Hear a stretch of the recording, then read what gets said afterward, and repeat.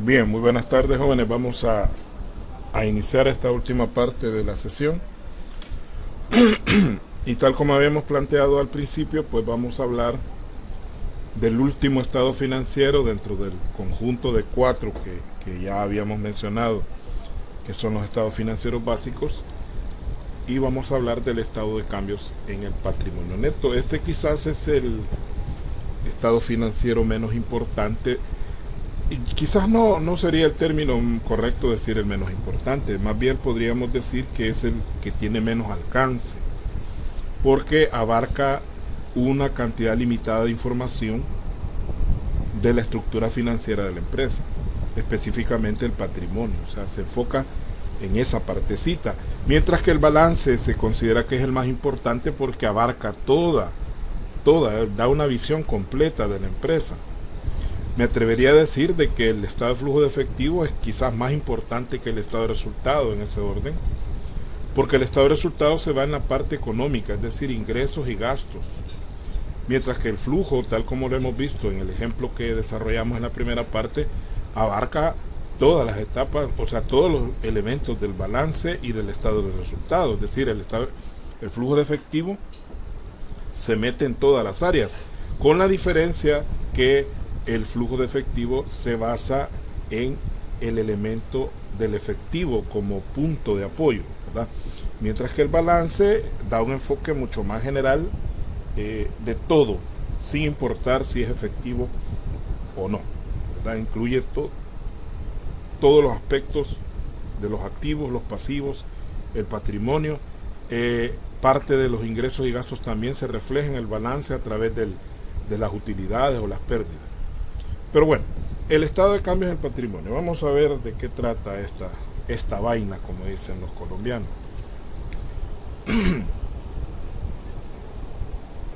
Vamos a dar una definición y vamos a decir que es un estado financiero mediante el cual se pueden establecer los aumentos y disminuciones experimentados por el patrimonio neto durante un determinado periodo de tiempo. Entonces, lo que nosotros vamos a establecer a través de este estado financiero son dos cosas: aumentos y disminuciones. ¿De quién? Del patrimonio neto, durante un periodo. Es decir, cuando nosotros comenzamos el periodo y nosotros hacemos el balance, el patrimonio neto tiene cierta estructura, es decir, hay un capital social, hay reservas, hay utilidades y los demás elementos que hoy los vamos a recordar que constituyen el patrimonio. Y cuando terminamos el periodo, ese patrimonio lo más seguro es que vaya a ser un valor diferente o que vaya a estar constituido de una manera distinta. Entonces es diferente el patrimonio al inicio que al final de un periodo. Entonces lo que nosotros vamos a ver a través del estado de cambios en el patrimonio neto es qué pasó en medio, qué aumentó, qué disminuyó y en qué medida aumentó, en qué medida disminuyó para llegar a la situación actual. Esto le va a permitir, sobre todo a los accionistas, tener una visión de cómo se ha comportado su inversión durante el año, porque el patrimonio neto prácticamente constituye lo que le corresponde a los accionistas dentro de toda la masa de recursos que hay en la empresa. El patrimonio neto representa esa porción que le pertenece a ellos. Entonces ellos quieren saber si tienen más o tienen menos y por qué razones tienen más o tienen menos. Eso para ponerlo en términos un poco sencillos. Ahora bien, la importancia, ¿qué importancia tiene este estado financiero? Si bien es cierto, dice, este estado financiero es el de menor alcance, ya lo habíamos dicho, porque solo abarca esa partecita, no deja de ser importante puesto que es una herramienta que le permite a inversionistas efectivos y potenciales tomar decisiones. Quiere decir que los inversionistas actuales, que son los inversionistas efectivos, un inversionista efectivo es aquel que ya de por sí es socio, ¿no? Ha invertido en la empresa. Y un inversionista potencial es aquel que no ha invertido en la empresa, pero que nosotros queremos que inviertan. Inversionista potencial, que también tenemos que convencerlos de que la empresa es buena, de que es una buena alternativa de inversión. Y a través de este estado de cambio en el patrimonio, también el inversionista potencial puede decir, bueno, me conviene o no me conviene meter mi dinero en esta empresa. De ahí la importancia. Por eso es que quizás, lejos de decir que es el menos importante, es más bien decir que es el de menos alcance, ¿verdad? El que tiene, abarca menos sectores de la información. Y aquí tenemos el esquema de cómo se da este estado financiero. En el inicio nosotros tenemos un patrimonio neto. Durante todo el periodo contable van a haber aumentos de ese patrimonio, van a haber disminuciones, y obviamente al final nos va a quedar un patrimonio neto distinto, ¿no? Que puede ser mayor o puede ser menor que el inicial, dependerá de qué es lo que ha pasado en medio, qué es lo que nos importa, qué es lo que pasó en medio.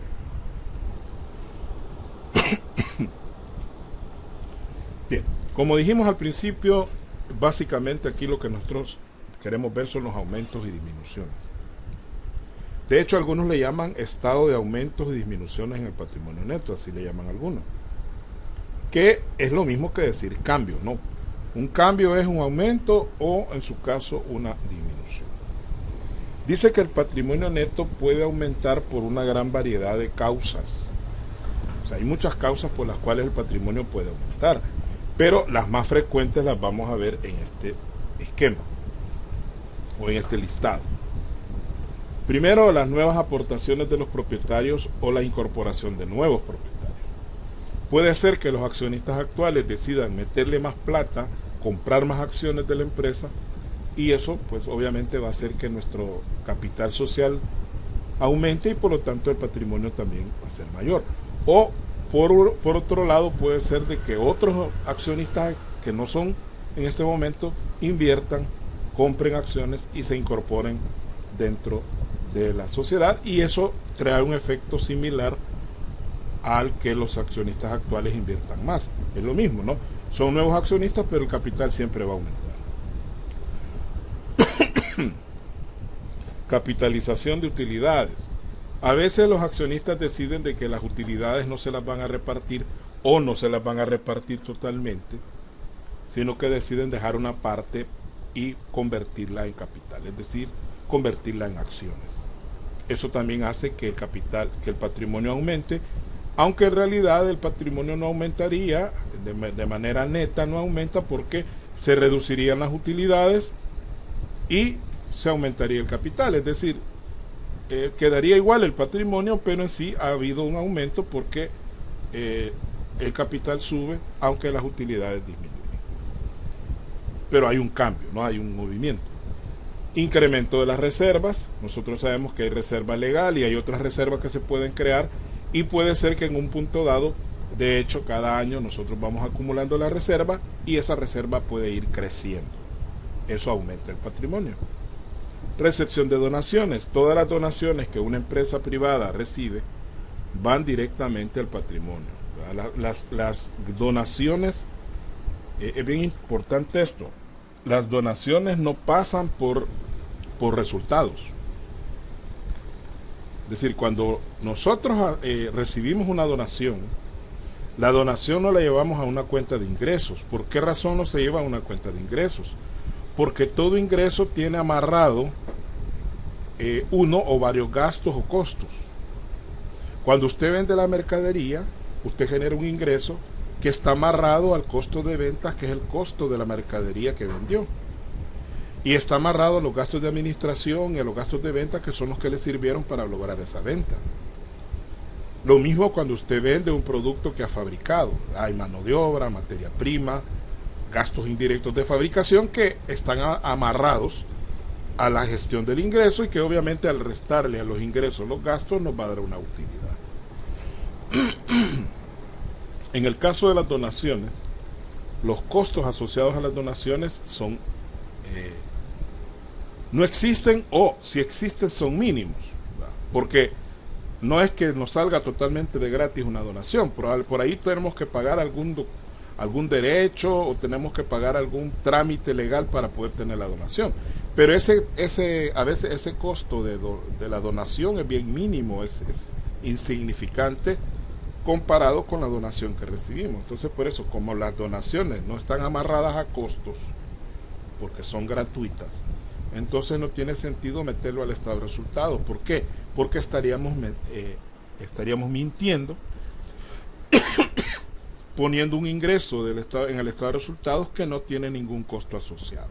Entonces estaríamos inflando la utilidad, porque esa donación no tendría por qué meterse al estado de resultados a no tener costos asociados a ella. Entonces se tira directamente a el patrimonio. El incremento del superávit. Hay un superávit por revaluación, que es cuando se revalúan los bienes inmuebles, generalmente son los bienes inmuebles que se revalúan. Entonces eso genera un superávit que se pone dentro del patrimonio neto también. Entonces cuando ese superávit se incrementa, pues obviamente el patrimonio va a aumentar. Y obviamente las utilidades del ejercicio. La utilidad del ejercicio aumenta el patrimonio porque hace que haya más patrimonio. Pero así como hay aumentos, también hay disminuciones. Y de la misma manera el patrimonio neto puede disminuir por una gran variedad de causas, siendo las más frecuentes retiros de capital. Así como los accionistas pueden comprar más acciones, pueden vender acciones o deshacerse de algunas acciones, o sea, retirarse de la empresa, y eso obviamente hace que el capital disminuya y por lo tanto el patrimonio igual va a ser menor. Decreto de dividendos. Los dividendos son esa porción de las utilidades que se distribuyen entre los accionistas. Entonces, cuando hay un decreto de dividendos, esa porción de las ganancias que se departen, obviamente abandonan el patrimonio y van a parar a la bolsa de los accionistas, que es lo justo, ¿no? Entonces, eso disminuye el patrimonio. Liberación de reservas, que es cuando en lugar de acumular más reservas, nosotros reducimos la reserva. Ya sea porque las reservas han sido creadas por encima de los límites que la ley establece, a veces nos pasamos del límite que la ley establece, o porque ha habido alguna pérdida por ahí y hemos usado la reserva para cubrir esa pérdida. Disminución del superávit. Así como el superávit se crea en un momento dado y puede aumentar, también puede disminuir en caso que los bienes revaluados bajen de valor. Entonces ahí hay una disminución del superávit. Y obviamente lo más obvio que va a reducir el patrimonio es la pérdida, ¿verdad? Al haber pérdida, el patrimonio va a ser menor. Entonces, nosotros vamos a poner dentro del estado de cambio del patrimonio los aumentos y las disminuciones, y eso nos va a dar este modelo, que quiero aclarar que no es un modelo único ni universal, sino que cada empresa diseña el modelo de acuerdo a sus necesidades o a sus características. Por ejemplo, no va a ser igual un estado de cambios en el patrimonio de un banco que un estado de cambios en el patrimonio de una fábrica. Hay cosas que las hacen diferentes. Pero este modelo no es que lo van a copiar ustedes ahorita, solo es un modelo que, de hecho, en el ejercicio la próxima semana vamos a desarrollar un ejemplo, pero espero para que lo tengamos una idea de cómo se estructura. Entonces tenemos aquí modelo, estado de cambios del patrimonio neto del 1 de enero al 31 de diciembre del 2000 y algo, expresado en dólares de Estados Unidos.